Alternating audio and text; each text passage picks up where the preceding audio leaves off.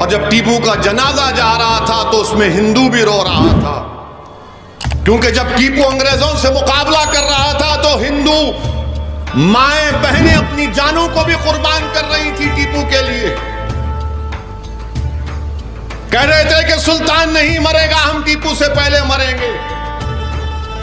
जब टीपू का जनाजा जा रहा था तो मौर्रिख लिखता है कि गर्मी इतनी शिद्दत की थी कि सन्नाटा था, लोग रो रहे थे, कोई अपने बालों को खींच रहा था। और जब टीपू को दफनाने के बाद अंग्रेजों ने अपनी बंदूकों से टीपू को सलामी देने के लिए हवा में फायरिंग की, तो मौर्रिख ने लिखा कि कुदरत ने एक अजीब मंजर पेश किया कि आसमानों से बिजली कड़कना शुरू हो गई। आसमान टीपू की शहादत पर रो रहा था।